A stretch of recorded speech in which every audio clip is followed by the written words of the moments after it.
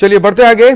प्रदेश के 3 नगर निगमों में चुनाव को लेकर राज्य सरकार को सुप्रीम कोर्ट से बड़ा झटका लगा है। सुप्रीम कोर्ट ने हाईकोर्ट के आदेश पर रोक लगाने से इनकार कर दिया।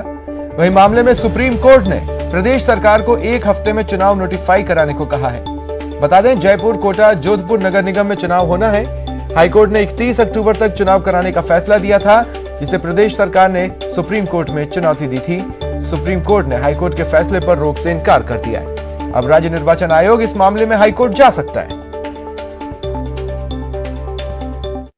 जयपुर, कोटा और जोधपुर में होने वाले नगर निगम चुनाव को लेकर दाखिल याचिका पर राजस्थान सरकार को सुप्रीम कोर्ट से राहत नहीं मिली। सुप्रीम कोर्ट ने इस मामले में चुनाव आयोग को यह निर्देश दिया है कि वो 1 हफ्ते के भीतर नगर निगम चुनाव को लेकर नोटिफिकेशन जारी करें, और अगर इस पूरे मामले में राज्य सरकार इस पूरे चुनाव में समय की बढ़ोतरी चाहता है तो उसको हाईकोर्ट का दरवाजा दोबारा खटखटाना पड़ेगा। हालांकि इस पूरे मामले में राजस्थान सरकार की तरफ से सुप्रीम कोर्ट में यह दलील दी गई कि कोरोना के मद्देनजर इतने कम समय के भीतर चुनाव कराना संभव नहीं है, जिस पर सुप्रीम कोर्ट ने राजस्थान सरकार से यह कहा कि जब बिहार और तमाम देश भर में परीक्षाएं की जा रही हैं और कहीं ना कहीं चुनाव भी हुए हैं, ऐसे में राजस्थान सरकार इस पूरे मामले में चुनाव क्यों नहीं कर पा रही है, जबकि राजस्थान में खुद ही पंचायत चुनाव कोरोना के दौरान ही हुए हैं। हालांकि सुप्रीम कोर्ट ने राजस्थान सरकार की दलीलों को नहीं माना, लेकिन राजस्थान सरकार से यह जरूर कहा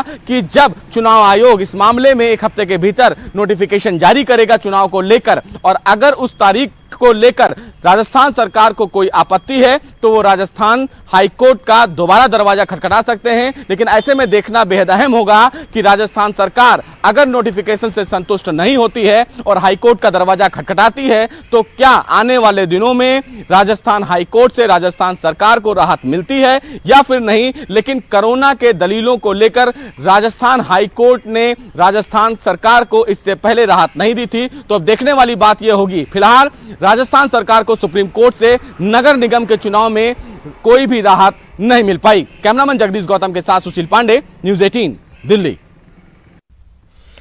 निगम चुनाव पर सुप्रीम कोर्ट के फैसले के बाद मुख्य सचेतक महेश जोशी का बयान आया है। क्या कुछ उन्होंने कहा, आइए जान लें। 6 नगर निगम के चुनाव 4 जगह पे हमारा सिस्टम है, कांग्रेस का ऑब्जर्वर बनाए जाते हैं टिकट बांटने के लिए। निगम का चुनाव है, आमतौर पे इसमें उम्मीदवार खुद चुनाव लड़ता है, पार्टी का सिंबल होता है, पार्टी के जो कमिटेड वोट होते हैं वो होते हैं, और चूंकि फेस टू फेस रिलेशनशिप का चुनाव होता है इसलिए इसमें ज्यादा उस तरह की स्ट्रेटेजी नहीं चलती जैसे विधानसभा या लोकसभा में चलती है। पार्टी तैयार है, पार्टी है।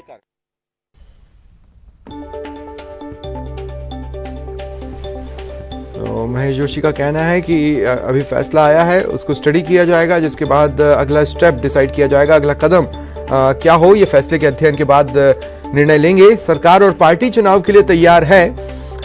निगम चुनावों के लिए ऑब्जर्वर बना देंगे। चुनावों में सोशल डिस्टेंसिंग रखना एक बड़ी चुनौती जरूर रहेगी। चुनाव वाले जो शहर हैं वहां पर कोरोना का प्रकोप ज्यादा है, लेकिन अब सुप्रीम कोर्ट ने फैसला दिया है, उसका अध्ययन करेंगे और फिर अगला स्टेप डिसाइड करेंगे। और इस बीच स्वायत्त शासन विभाग में सुप्रीम कोर्ट के निर्देशों के बाद हलचल तेज हुई है। 13 अक्टूबर तक चुनाव को लेकर वार्डों की लॉटरी निकाली जाएगी। चुनाव वाले निकायों की वार्डों की लॉटरी निकाली जाएगी। अगर जयपुर की बात करते हैं तो देखिए 3 बार यहां निकाय चुनाव टल चुके हैं।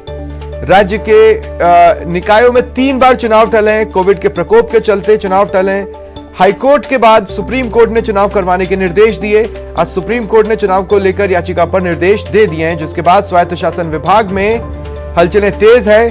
13 अक्टूबर तक चुनावों को लेकर वार्डों की लॉटरी निकाली जाएगी। चुनाव वाले निकायों की वार्डों की लॉटरी निकाली जाएगी।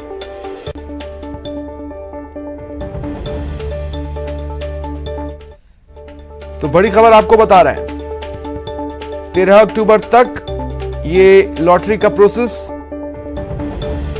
किया जाएगा। ज्यादा जानकारी के लिए बात करते हैं सहयोगी लवली वधवा से। लवली, क्या जानकारी है? कोई भी मत हो, लेकिन फिलहाल जो है अफसरों के अंदर हलचल तेज हो चुकी है, क्योंकि अफसरों पे सीधे सीधे ये कोर्ट की गाइडलाइन है, इनको पालना करने के लिए वो लोग पाबंद होते हैं। तो फिलहाल स्वायत्त शासन विभाग में हलचल तेज हुई है। राज्य सरकार के स्तर पर इस पर मंथन जो है वो शुरू कर दिया गया। कोर्ट के जो आदेश है सुप्रीम कोर्ट का, उसकी कॉपी मंगवाई गई है। उसके बाद में तमाम और आगे की चीजें लीगली स्पष्ट हो पाएगी। लेकिन फिलहाल 13 अक्टूबर तक जो लॉटरी निकालने का जो आदेश जो जारी किया गया है स्वायत्त शासन विभाग की ओर से, वो आदेश पर अभी भी स्वायत्त शासन विभाग अटल है। और अफसरों ने तमाम जिला कलेक्टर्स को आज ये रिमाइंडर अभी कुछ देर पहले भेजा है कि किसी भी सूरत में 13 अक्टूबर तक ये लॉटरी की जो प्रक्रिया है, जिन निकायों के अंदर चुनाव होने 135 से ज्यादा ये निकाय हैं, 140 के करीब, जिनमें भी ये चुनाव होने, उनमें वार्डों की लॉटरी का जो काम है वो पारदर्शिता तरीके से पूरा किया जाए। यानी कुल मिलाकर के अब ये जो चुनाव नहीं होने का संशय था वो करीब करीब उससे पर्दा हटता हुआ नजर आ रहा है कि चुनाव अब हो सकते हैं। क्योंकि सरकार का जो मत है वो ये है कि जो जयपुर, जोधपुर और कोटा के अंदर जहां 2-2 नगर निगम बनाए गए हैं, वहां पर कोरोना पॉजिटिव कोविड के मरीजों की संक्रमण की संख्या जो है वो लगातार बढ़ती जा रही है। तो ऐसे में सरकार ये रिस्क नहीं लेना चाह रही है। सरकार का ये भी मत था सुप्रीम कोर्ट में कि जिन ग्रामीण इलाकों के अंदर चुनाव हो रहे हैं, चाहे वो पंचायत के चुनाव हो, उन इलाकों के अंदर कोविड के पेशेंट्स की संख्या बेहद कम है, लेकिन शहरी इलाके में कोविड पेशेंट ज्यादा है और बाहरी आवाजाही ज्यादा होगी। तो ऐसे में चुनाव कराना संभव नहीं होगा लोगों के स्वास्थ्य को देखते हुए। इस पूरे मसले को लेकर के अब सुप्रीम कोर्ट के निर्देशों के बाद में चुनाव आयोग पर ये पूरी बात आ चुकी है। राज्य चुनाव आयोग के स्तर पर भी मंथन जो है वो किया जा रहा है। फिलहाल स्वायत्त शासन विभाग के अधिकारियों का एक दल जो है वो राज्य निर्वाचन आयोग के लिए रवाना हुआ है। वहां पर एक बैठक होगी, उसके बाद में आपसी मंथन होगा। लेकिन फिलहाल ये तय मान लिया जाएगा कि चुनाव होंगे या नहीं होंगे, इस पर लीगल एक्सपर्ट्स की जो राय है, सरकार के जो लीगल एक्सपर्ट्स हैं वो राय शाम तक देंगे। शुक्रिया लवली तमाम जानकारी के लिए। और जयपुर से बड़ी खबर है, तिलम संघ का राजफेड में वापस विलय होगा। एक बार फिर से तिलम संघ राजफेड में विलोपित हो जाएगा। सचिवालय में एक अहम बैठक हुई जिसमें इस पर सहमति बनी। इसके बाद मंत्री उदयलाल आंजना का एक बयान आया। उन्होंने कहा कि विलय का प्रस्ताव कैबिनेट को भेजा जाएगा।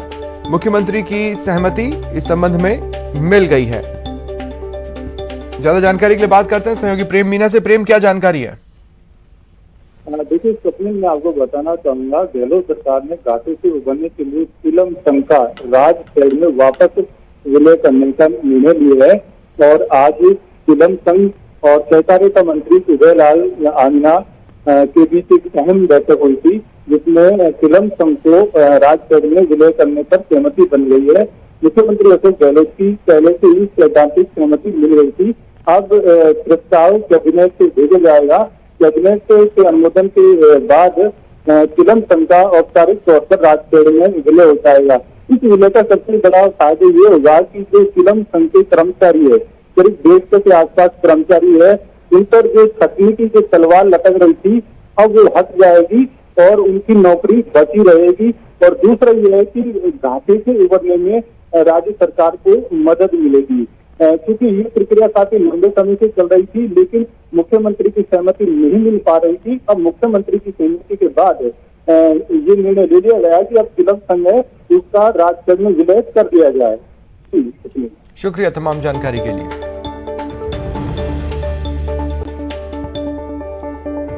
वक्त एक ब्रेक का। ब्रेक के बाद हिंडन में हिंदुस्तान का दम जरूर देखना।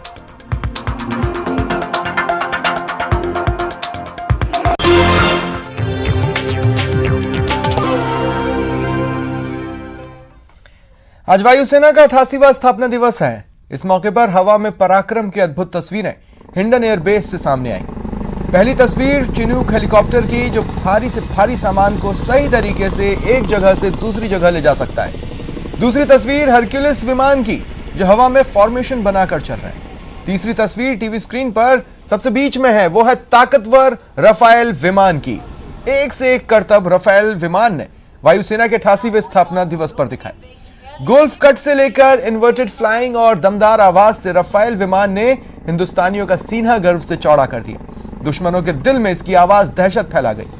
चौथी तस्वीर मिग-29 और सुखोई विमान की, जिसमें ग्लोब फॉर्मेशन कर आसमान के सीने पर हिंदुस्तान जिंदाबाद की लकीरें उकेर दी गई।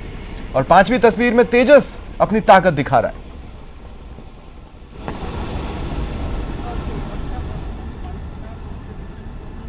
Now moving on from rotary wing airlift capability to rotary wing offensive air. पूरी दुनिया ने आज हिंदुस्तान की वायुसेना का दम देखा।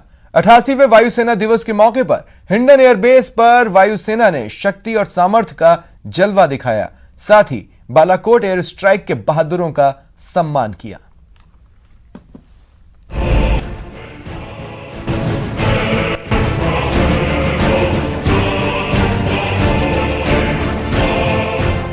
ये हिंदुस्तान का दम है।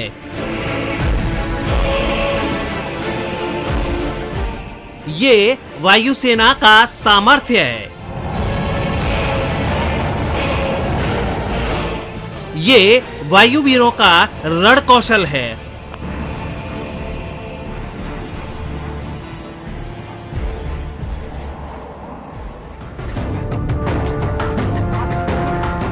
अट्ठासीवें वायुसेना दिवस के मौके पर हिंडन एयरबेस से भारतीय वायुसेना की ताकत पूरी दुनिया ने देखी।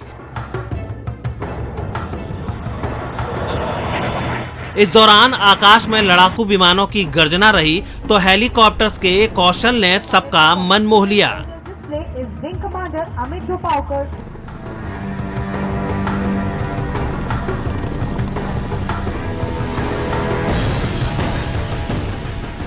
ये 5 तस्वीरें हिंडन एयरबेस पर वायुसेना के शक्ति प्रदर्शन की हैं। एक ओर जहां हेलीकॉप्टर्स का जलवा है तो दूसरी ओर वायुवीरों का सम्मान है। जवानों की परेड है तो वायुसेना के बैंड की लयबद्ध कदम ताल है।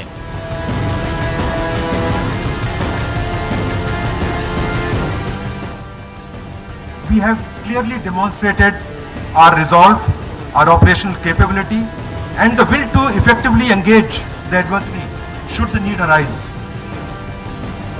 The emerging security scenario mandates a greater need to have a strong air force to fight across domains across the entire spectrum of the warfare.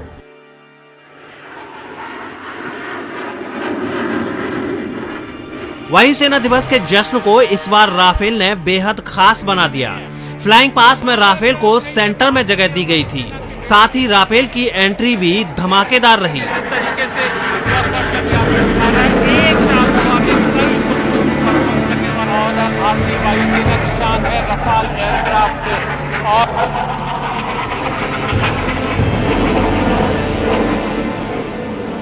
Rafale के अलावा भारतीय वायुसेना के भरोसेमंद और दमदार तेजस, जगुआर और मिराज विमानों ने भी अपना जलवा बिखेरा।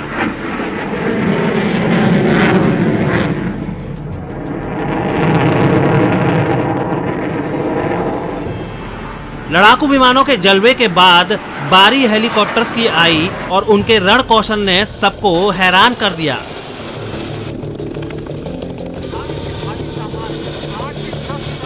सूर्य किरण, चिनूक और अपाचे ने न केवल जानदार करतब दिखाए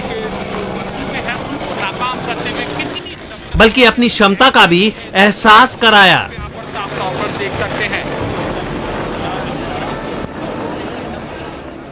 वायुसेना दिवस के मौके पर पीएम मोदी समेत कई हस्तियों ने शुभकामनाएं दी हैं। 6 पायलट और 19 वायु सैनिकों के साथ एक छोटी सी शुरुआत से बढ़ते हुए हमारी वायुसेना आज 21वीं सदी की सबसे साहसिक और शक्तिशाली एयरफोर्स में शामिल हो चुकी है। यह अपने आप में एक यादगार यात्रा है।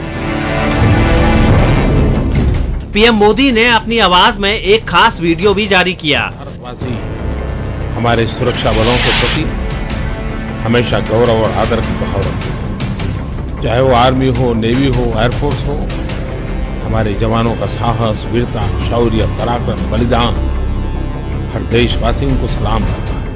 वहीं वायुसेना ने भी देशवासियों के लिए अपनी शक्ति, सामर्थ्य, कौशल और सेवा का वीडियो जारी किया।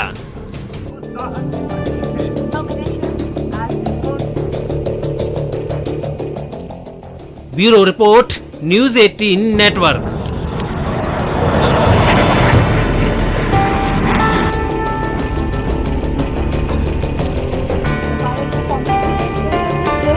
कमांडर अमित फोर्ब्स ने अमीर भारतीयों की सूची जारी की है। इस सूची में RIL चेयरमैन मुकेश अंबानी 88.7 अरब डॉलर की संपत्ति के साथ टॉप पर हैं। लगातार 13वें साल मुकेश अंबानी सबसे अमीर भारतीय हैं। इस साल मुकेश अंबानी की संपत्ति में 73% का इजाफा हुआ है। जियो प्लेटफॉर्म्स से जहां 2 लाख करोड़ से ज्यादा तो RRVL से 5 अरब डॉलर की संपत्ति जुटाई गई। फोर्ब्स की लिस्ट में दूसरे नंबर पर गौतम अडानी हैं, जिनकी संपत्ति 25 अरब डॉलर है।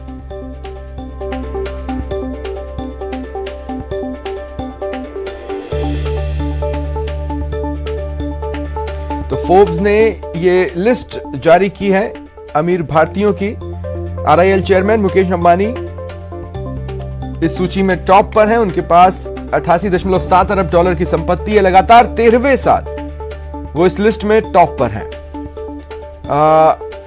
मुकेश अंबानी की संपत्ति में इस साल 73% का इजाफा बता रही है ये सूची। जियो प्लेटफॉर्म से 2 लाख करोड़ से ज्यादा की रकम जुटाई गई। RRVL से भी 5 अरब डॉलर की संपत्ति जुटाई गई। वहीं अगर लिस्ट में आगे के नामों की बात करें तो दूसरे नंबर पर गौतम अडानी है। गौतम अडानी के पास 25 अरब डॉलर की संपत्ति।